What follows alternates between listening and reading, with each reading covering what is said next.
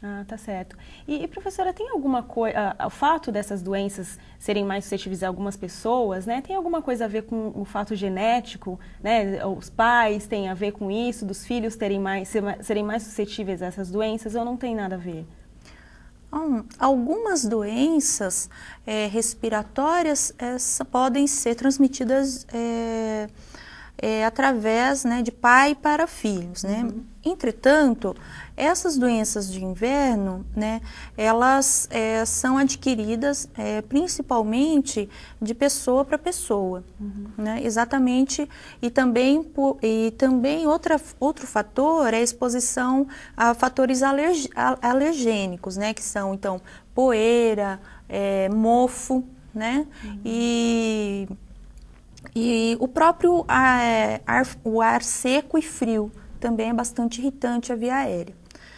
É claro que as pessoas que já têm uma doença respiratória, que a gente chama de doença respiratória crônica, que são esses tipos de doenças que são passadas de maneira genética, quando adquirem uma doença de inverno, elas vão ter mais complicações.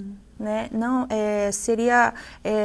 teria que tomar então um cuidado maior. Né? Então, por exemplo, um paciente, por exemplo, que tem um histórico de asma e adquire então um resfriado ou uma gripe, ela deve ter um cuidado maior do que uma pessoa que não tem a asma, porque essa doença ela pode agravar ainda mais um quadro crônico de doença respiratória crônica, por exemplo, a asma. Outro tipo de paciente também é o paciente com doença pulmonar obstrutiva crônica, bronquite crônica e enfisema.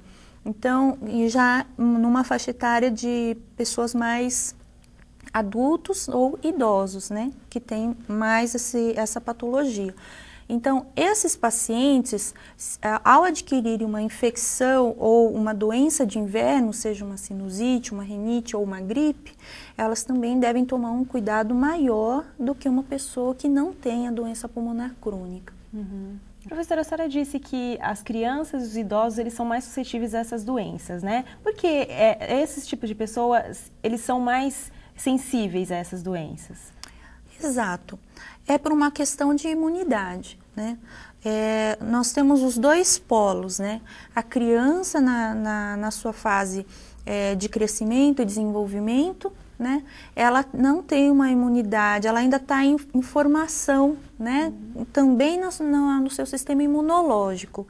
Então, ela vai adquirindo, né, a imunidade ao longo do tempo. Então, por isso que ela tem uma suscetibilidade maior a adquirir algumas doenças. E o idoso, né, o idoso, como ele já tem algumas doenças que nós chamamos de doenças associadas ao idoso, muitas vezes ele tem uma diabetes, ele é hipertenso, e ele, ao contrário da criança, ele vai perdendo imunidade, muitas vezes, por ter várias outras doenças por conta do envelhecimento, né? Então, o idoso também, e também não podemos esquecer que parte desses idosos já sofreram, então, exposição a vários fatores,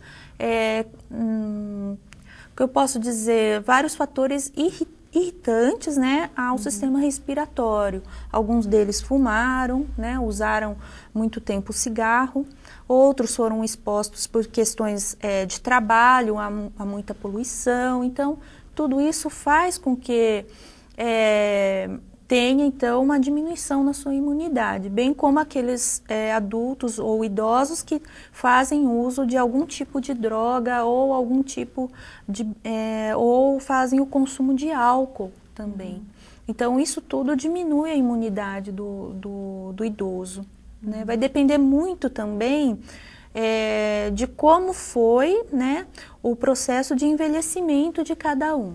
Então, quanto mais exposto ao cigarro, a drogas, a bebida, também o idoso vai ter uma maior suscetibilidade também a adquirir, então, essas doenças que são, então, transmitidas principalmente no contato. E, professora, para prevenir essas doenças, tem algum tipo de medicação ou uma vacina que é específica para essas doenças de inverno? Sim, teve uma campanha recentemente, eu não sei se vocês chegaram a ver a campanha da vacina contra a gripe, né? Que é uma campanha que visa diminuir, então, a incidência de gripe em idosos, né? E, consequentemente, as complicações de um quadro gripal, né? Em idosos. E outra coisa também que teve recentemente foi a questão de uma ampla divulgação daquela gripe H1N1, né? E aí foi interessante também, e é interessante também, divulgar os cuidados que as doenças respiratórias, quais são cuidados básicos para se evitar. Então, uma simples lavagem de mãos, né? Antes após você, por exemplo, sai de casa, volta, lave bem as mãos para consumir alimento, né? Então essa questão da lavagem de mãos foi bastante divulgada, é bastante interessante e faz uma prevenção adequada, né? E evitar, então, manter sempre ambientes limpos, arejados, manter uma boa alimentação é fundamental. Assim como o repouso, né? Pessoas que têm dificuldades assim para dormir também procurar ajuda que o corpo também, além de uma boa hidratação, de uma boa alimentação, precisa ter o repouso.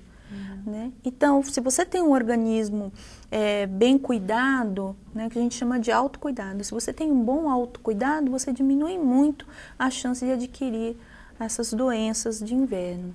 Professora, muito obrigada pela sua presença. Eu que agradeço.